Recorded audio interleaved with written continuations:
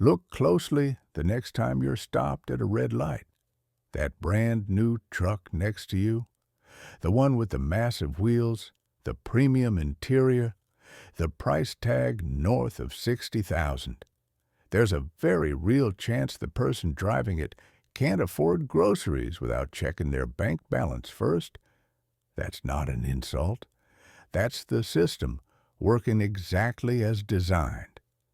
Today, I'm going to show you how normal people get trapped in car payments that quietly destroy their future, why this trap feels invisible until it's too late, and how to make sure you never fall into it. Stay until the end, because the final numbers will permanently change how you see cars. This is Wealth Saga. From the outside, modern car ownership looks impressive. Big screen, soft leather, perfect lighting in the showroom, and one dangerous sentence. From just $700 a month. Most people don't buy cars anymore. They buy monthly payments. Not total cost, not long-term impact, just the number that fits into this month's budget. And here's the uncomfortable truth. Most people driving expensive cars are not wealthy. They're stretched. Teachers, tradesmen, office workers, healthcare staff, regular incomes, extraordinary obligations. So how did we get here? A decade ago, car loans were simple. 3 years, maybe 4 if you pushed it. Today, 6 years is normal. 7 years is common. 8 years barely raises an eyebrow. Some lenders now offer 10-year car loans. That's not transportation financing. That's financing depreciation for a decade. Why do people accept it? Because longer loans make the payment feel affordable. A $55,000 car over 4 years feels painful. Over 7 years, it feels manageable. But nothing disappears. It just hides, and interest never forgets. Here's what dealerships don't sell. They don't sell cars. They sell permission. Permission to feel successful. Permission to feel ahead. Permission to feel like you made it. That car isn't transport. It's identity. And identity is expensive. Marketing has trained people to believe bigger car equals higher status. Newer car equals progress. Older car equals falling behind. So instead of asking, can I afford this long term?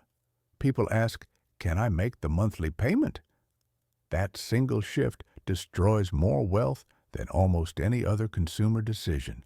Now let's talk about the most toxic part of modern car finance, rolling debt forward. Here's how it works. Someone buys a car on a long loan. After 3 or 4 years, the car's worth less than the loan. They want something newer, so the old debt gets added to the new loan. They are now paying for cars they no longer own.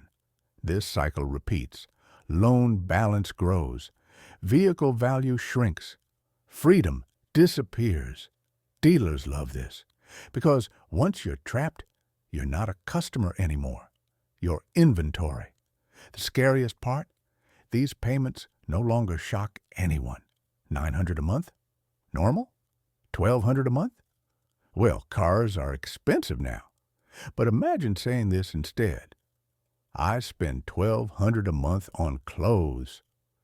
People would stage an intervention, but cars get a free pass because we call them a necessity. And necessities don't get questioned. The payment is just the beginning. Now add insurance on a 50,000-pound vehicle, fuel for heavy engines, servicing complex modern technology, repairs outside warranty, gap insurance, massive tires. Suddenly, transportation becomes a second rent.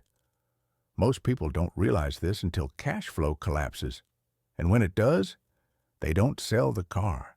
They sacrifice holidays, savings, retirement contributions, peace of mind, all to protect the image. This is where it gets darker. Some people use credit cards for repairs. Others borrow from pensions.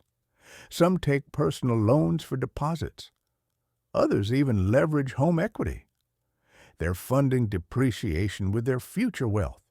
A car should move you through life, not hold you hostage in it.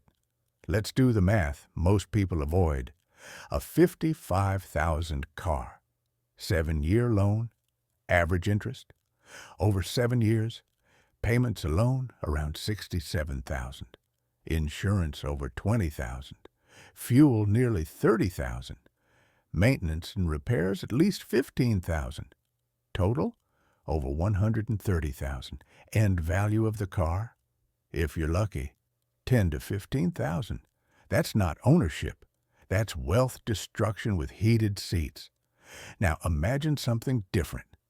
Take that same monthly payment, invest it instead. No risky moves, no hype, just consistency. After 7 years, less stress, more options, actual progress. This is the quiet difference between people who look rich and people who become wealthy. Once someone commits to these payments, psychology takes over. The car becomes proof. Proof of effort, proof of success, proof they're not behind. Suggesting a cheaper car feels like an attack, not on their finances, on their identity. That's why logic fails. And the industry knows it. They don't talk about total cost. They talk about how it feels. They don't talk about opportunity cost. They talk about what you deserve. And the cycle continues. Here's the truth most people never hear. The cheapest car in the car park often belongs to the wealthiest person, because real wealth doesn't scream. It compounds quietly. The next time you see a car that costs more than your house, remember, you might not be looking at success. You might be looking at pressure wrapped in chrome. And if you drive something modest, you're not behind. You're free. This is Wealth Saga. Build money.